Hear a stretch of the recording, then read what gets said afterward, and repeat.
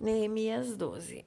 A lista dos sacerdotes e dos levitas repatriados. Estes foram os sacerdotes e os levitas que voltaram, com Zorobabel, filho de Sealtiel, e com Jesua. Seraías, Jeremias, Esdras, Amarias, Maluque, Ratus, Secanias, Reum, Meremote, Ido, Gineton, Abias, Miamim, Maadias, Bilga, Semaías, Joiaribe, Gedaías, Salu, Amoque, Hilquias e Gedaías. Estes foram os chefes dos sacerdotes e os seus parentes nos dias de Jesuá. Os levitas foram Jesua, Binui, Cadmiel, Serebias, Judá e também Matanias, o qual com os seus parentes estava encarregado dos cânticos de ações de graças. Baquebuquias e Uni, os seus parentes, ficavam em frente deles durante as ministrações. Jesua foi o pai de Joiaquim. Joiaquim foi o pai de Eliasibe. Eliasibe foi o pai de Joiada. Joiada foi o pai de Jonatas. Jonatas foi o pai de Jadua.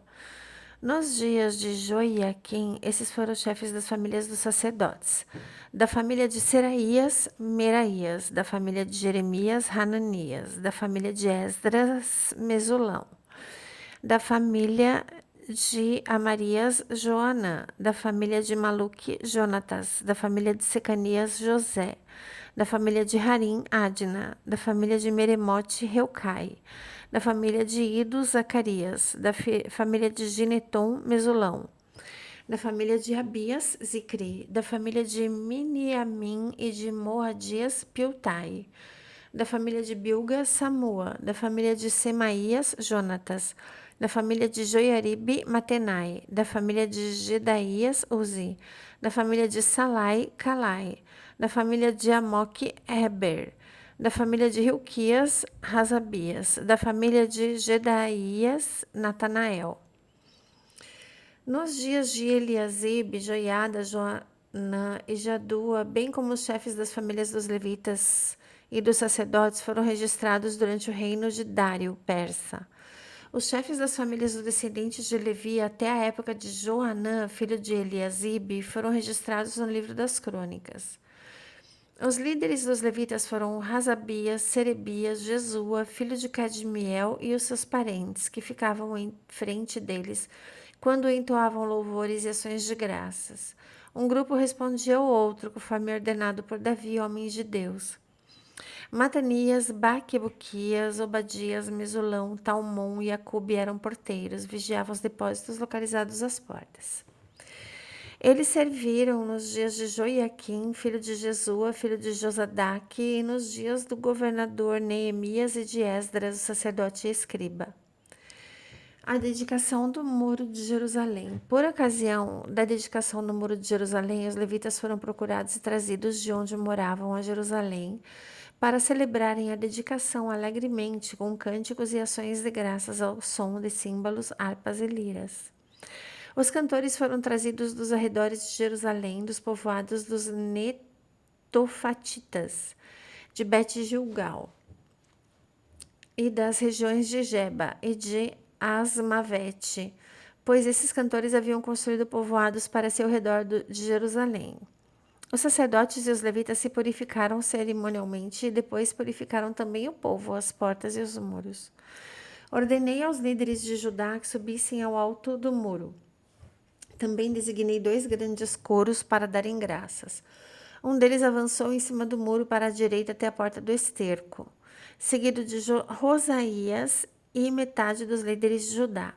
Azarias, Esdras, Mesulão, Judá, Benjamim, Semaías e Jeremias, bem como alguns sacerdotes com trombetas, Zacarias, filho de Jonatas, neto de Semaías, bisneto de Matanias, que era filho de Micaías, neto de Zacur, bisneto de Asaf, e os seus parentes Semaías, Azarel, Milalai, Gilalai, Maai, Natanael, Judá e Hanani, que tocavam os instrumentos musicais prescritos por Davi, homem de Deus. Esdras, o escriba, ia à frente deles.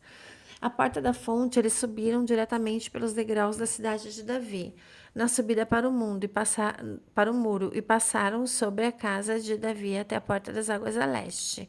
O segundo coro avançou no sentido oposto.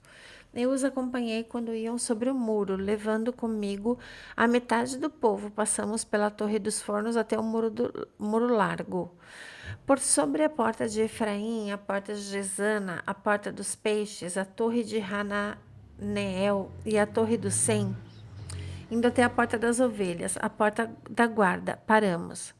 Os dois coros encarregados das ações de graças assumiram os seus lugares no templo de Deus, o que também fiz, acompanhado da metade dos oficiais e dos sacerdotes Eliaquim, Maazéias, Miniamim, Micaías, Elioenai, Zacarias e Hananias, com as suas trombetas. Além de Maazéias, Semaías, Eleazar, Uzi, Joanã, Malquias, Elão e Ézer, os coros cantaram sob a regência de Israías.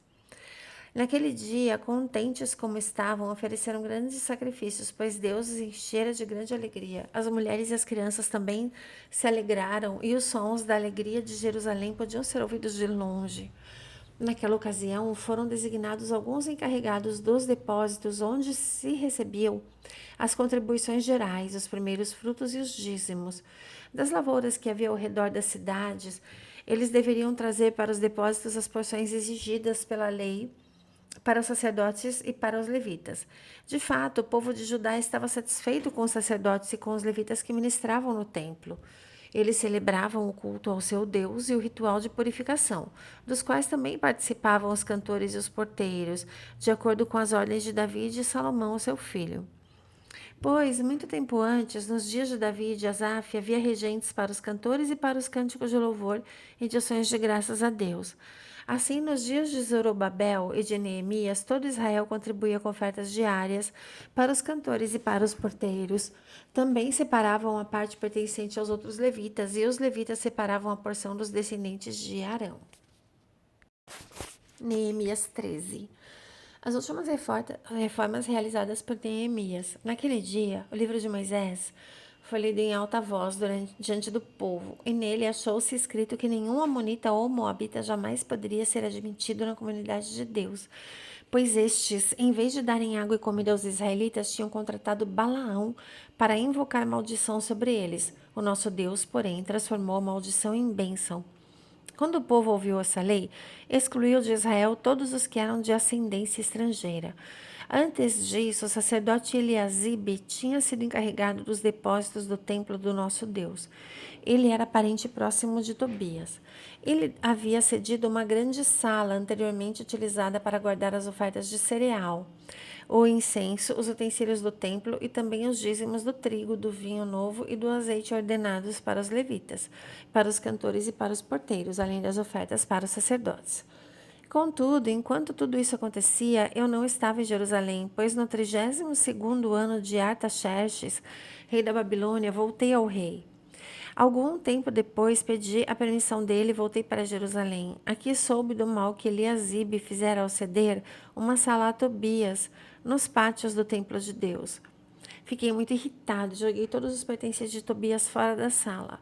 Mandei purificar as salas e coloquei de volta nelas os utensílios do templo de Deus, com as ofertas de cereal e o incenso. Também fiquei sabendo que os levitas não tinham recebido a parte que lhes era devida e que todos os levitas e cantores responsáveis pelo culto haviam voltado para suas próprias terras. Por isso, repreendi os oficiais e lhes perguntei: por que essa negligência com o templo de Deus? Então, convoquei os levitas e os cantores e os restituí aos seus postos. Todo o povo de Judá trouxe os dízimos do trigo, do vinho novo e do azeite aos depósitos. Pus o sacerdote Selemias, o escriba Zadok e um levita chamado Pedaías como encarregados dos depósitos, e fiz de Hanã, filho de Zacur, neto de Matanias, assistente deles, porque esses homens eram de confiança. Eles ficaram responsáveis pela distribuição de suprimentos aos seus parentes.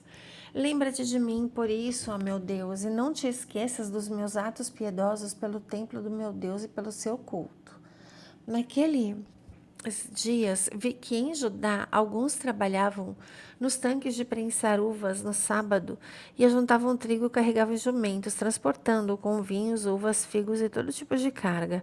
Tudo isso era trazido para Jerusalém em pleno sábado, então eu os adverti de que não vendessem alimento nesse dia.